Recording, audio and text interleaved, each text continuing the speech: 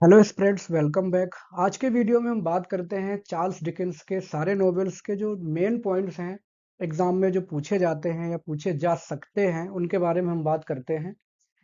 शुरू से लेकर के अंत तक जिन नॉवेल्स से उन्होंने शुरुआत की थी और एंड में जो अनफिनिश्ड नॉवेल रह गया था उसकी भी बात करेंगे।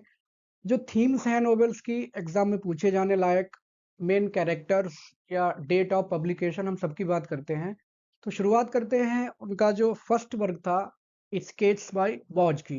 एक्चुअली टाइटल ही इसका काफ़ी इंटरेस्टिंग है। ये स्केचेस बाय स्केच मतलब जो भी हम कई बार छोटे छोटे बच्चे या शुरुआत में हम लोग भी पेंसिल से थोड़ी छोटी मोटी जो चीज़ें डिस्क्राइब करते हैं और बनाते हैं, या फिर जो अच्छे आर्टिस्ट होते हैं वो भी स्केच बनता है। तो ये स्केच किसके बारे में है? कॉमन लाइफ के बारे में है, जो लंदन के लोग हैं उनकी डेली रूटीन के बारे में है। और ये वॉज कौन है? एक्चुअली इनके एक भाई थे, भाई का नाम था मोजेस, MOSES, मोजेस। और जब बच्चे नाम लेते हैं किसी का तो कई बार अच्छा प्रोनाउंसिएशन नहीं हो पाता, थोड़ा बिगड़ जाता है, तो उसी हिसाब से मोजेस से ही इन्होंने ये बॉस का आइडिया लिया था, तो स्केचेस बाय बॉस। और शुरुआत के जो भी वर्क थे चार्ल्स डिकेंस के, उन्होंने इसी स्यूडोनिम से लिखे हैं। तो भी क्वेश्चन कभी आता भी है एग्जाम में कि उनका स्यूडोनिम क्या था, छद्म नाम क्या था, तो आपको पता होना चाहिए बॉस। इस नाम से उन्होंने शुरुआत में स्केचिंग या शुरुआती जो इलस्ट्रेटिव डिस्क्रिप्शंस थे लोगों की जिंदगी के, डेली रूटीन्स के, उसके बारे में उन्होंने लिखा था। फुल टाइटल है इसका, आपको दिख रहा है, लिखा हुआ है sketches by Boz, illustrative of everyday life and everyday people. कोई भी इसमें महान लोगों की बात नहीं की गई है, कॉमन लोगों की बात की गई। कुछ कुछ फन है, कुछ पैथोस हैं, और कुछ डार्क साइड्स का भी डिस्क्रिप्शन उन्होंने किया है। ओवरऑल 56 स्केचेस या 56 descriptions of common people are included in this work. Publish हुआ था ये वर्क 1839 में। हालांकि इससे पहले उनका एक नोवेल और था। ये इसको हम एक नोवेल की श्रेणी में नहीं रखते हैं, हम कह सकते हैं it's just a description of everyday life, क्योंकि इसमें कोई प्लॉट नहीं है ऐसा, या कोई स्टोरी इस टाइप की नहीं है कि इसको नोवेल की श्रेणी में रखा जाए। It is just a description and ashtray description of everyday life people.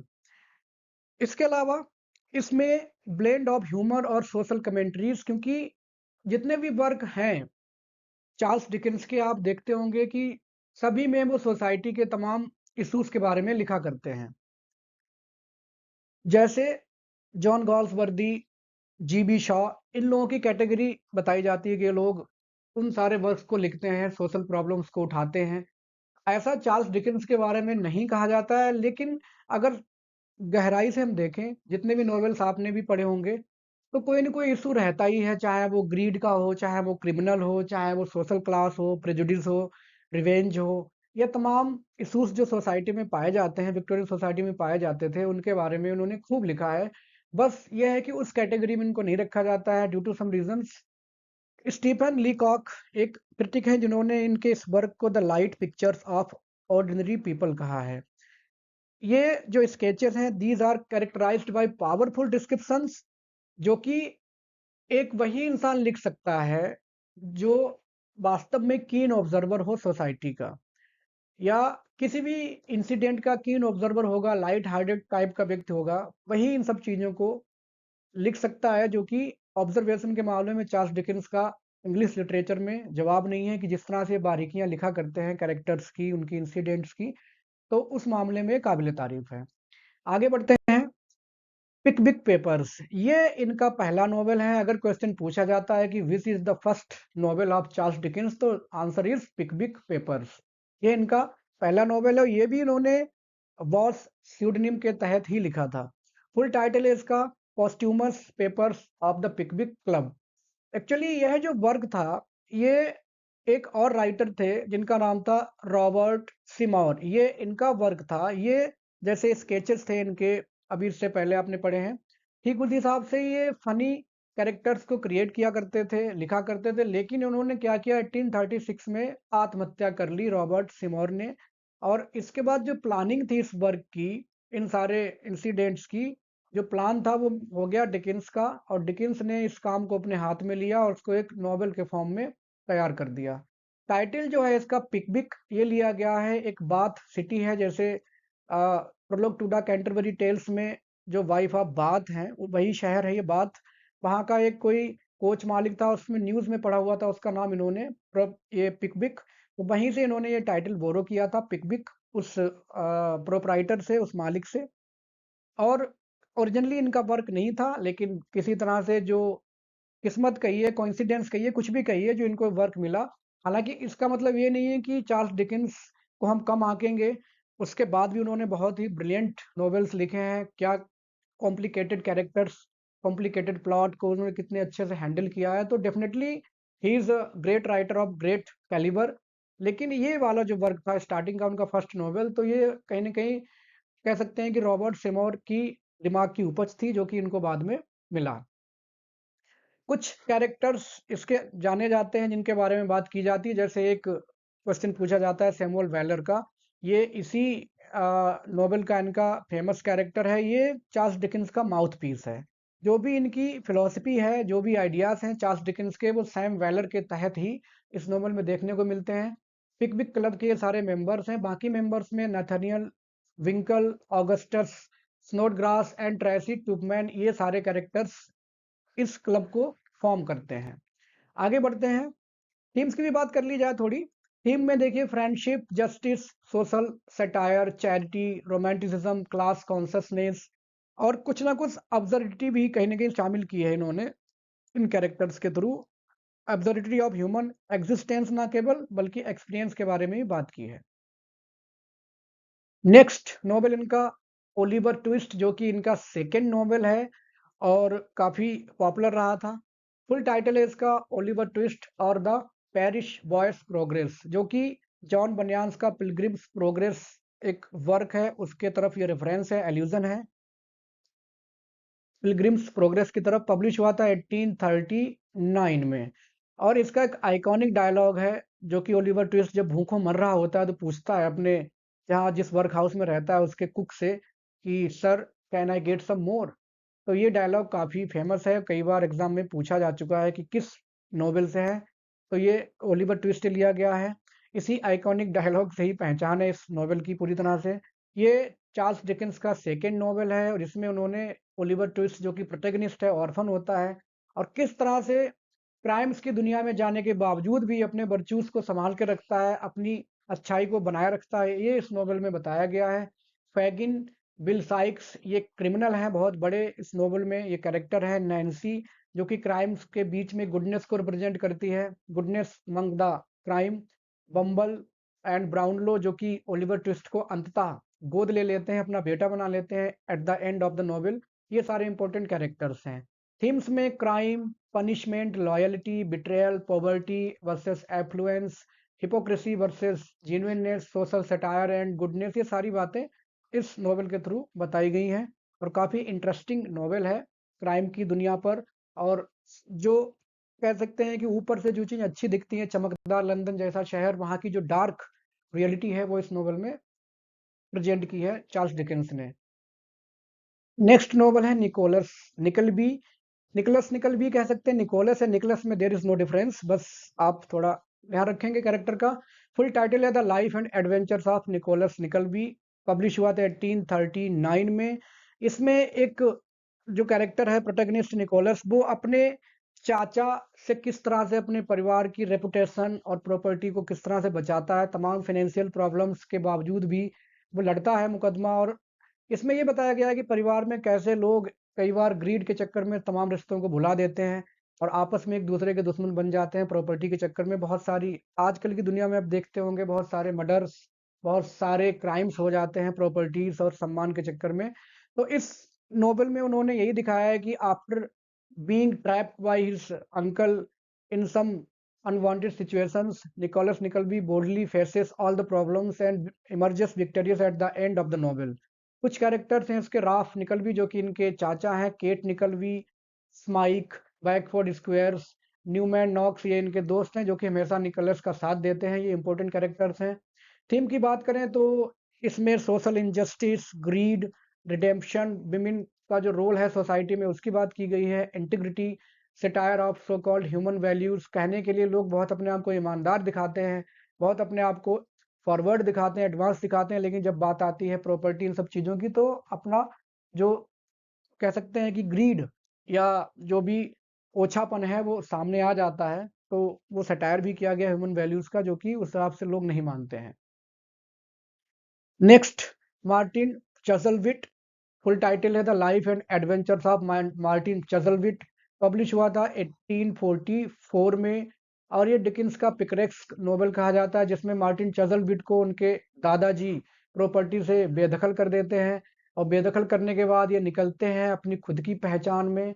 और काफ़ी स्ट्रगल्स के बाद ये इनको रियलाइज़ होता है, अपने जो भी उल्टे सीधे कर्म करते हैं उनका रियलाइजेशन होता है और सही रास्ते पे आ जाते हैं। अदर कैरेक्टर्स में Seth Pecksniff, Tom Pinch, Mark Tapley, Mary Graham, Sarah Gamp, ये कुछ और कैरेक्टर्स हैं। मेन प्रोटैगनिस्ट को आपको याद रखना है, कई बार प्रोटैगनिस्ट ही पूछ लेते हैं, बाकी कई बार कुछ और कैरेक्टर्स हैं जो कि ज़्यादा इंपॉर्टेंट भी होते हैं, उनके बारे में पूछ लिया जाता है। थीम्स की बात करें तो hypocrisy, moral growth, role of true virtue, satire of medicine and charity. इसमें एक जो नर्स होती हैं, नर्स के बारे में बताया गया कि किस तरह से वो दिखाती तो बहुत अच्छा है, लेकिन बहुत बेकार हैं, सारा गैम्प। तो ये कुल मिला के ये अच्छा नोवेल है और काफ़ी पॉपुलर भी रहा है, मार्टिन चज़ल्विट। नेक्स्ट, डॉम्बी एंड सन। ये देखा जाए तो कह सकते हैं अपने इंडियन थीम पे है एक थोड़ा सा। उन्होंने जानबूझ के इंडियन थीम पे नहीं लिखा, लेकिन जो सोसाइटी हमारी आजकल की है, जहाँ पे बहुत सारे लोग they are mad after baby boy. अगर डॉटर पैदा होती है तो खुश नहीं होते हैं, लड़के को ही बहुत ज़्यादा वैल्यू दी जाती है, क्योंकि हमारे यहाँ पे पेट्रियार्कल सोसाइटी है कि भाई लड़का ही आगे वंश को बढ़ाएगा, प्रॉपर्टी उसको ही मिलती है। हालांकि कुछ कानून बदले गए हैं अब धीरे धीरे, महिलाओं को भी बराबर का दर्जा मिल रहा है, लेकिन अभी भी बहुत ज़्यादा सुधार होने की ज़रूरत है।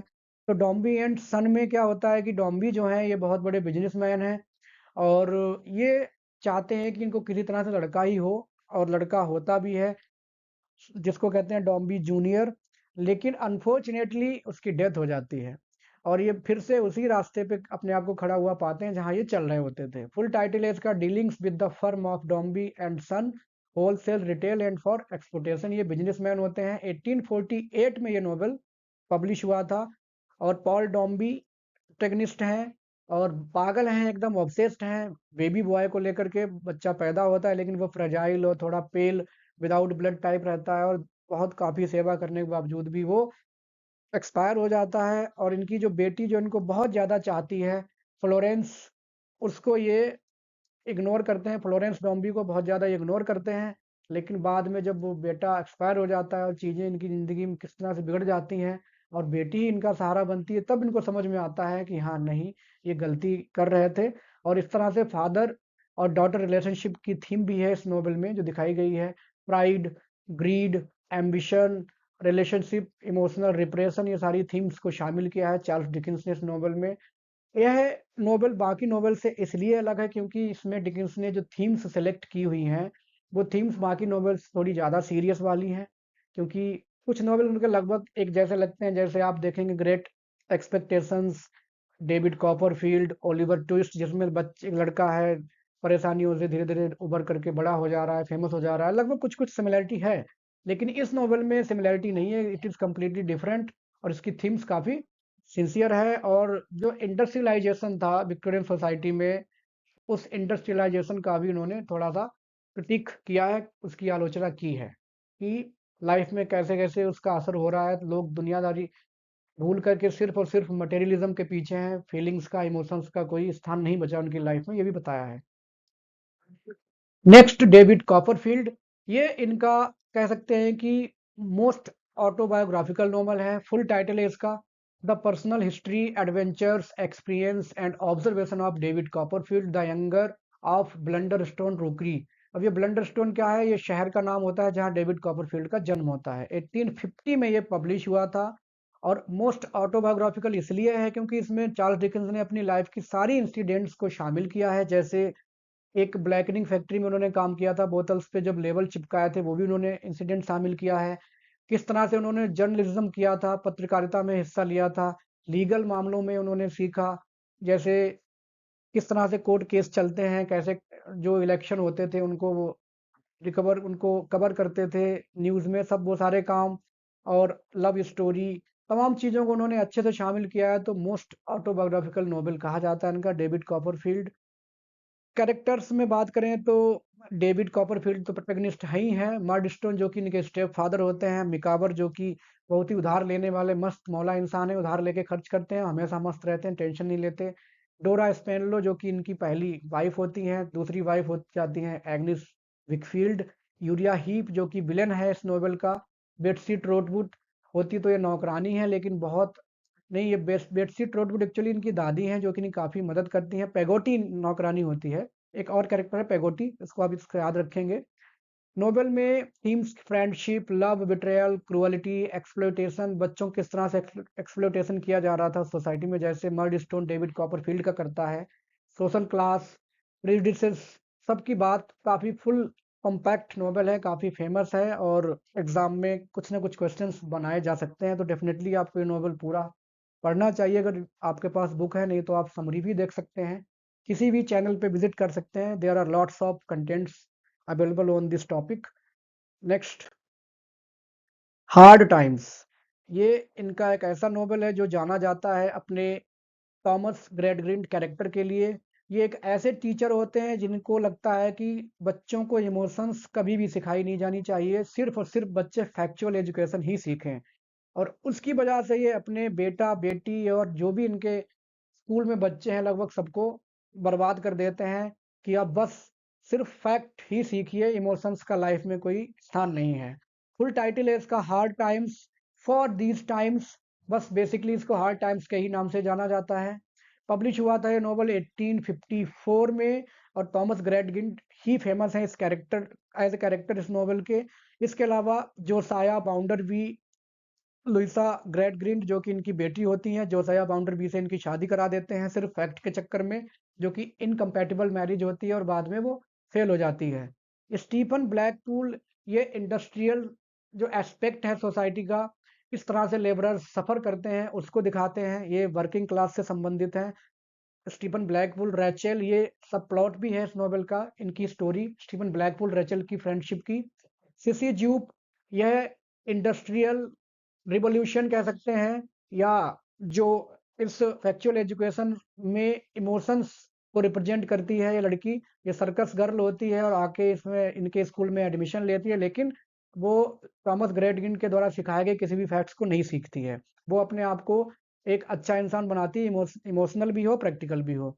जेम्स हार्ट हाउस, जो कि एक बुरा व्यक्ति बताया गया है, एज ए इनके एक्शंस अच्छे नहीं होते हैं, लुइसा को सिड्यूस करने की कोशिश करते हैं।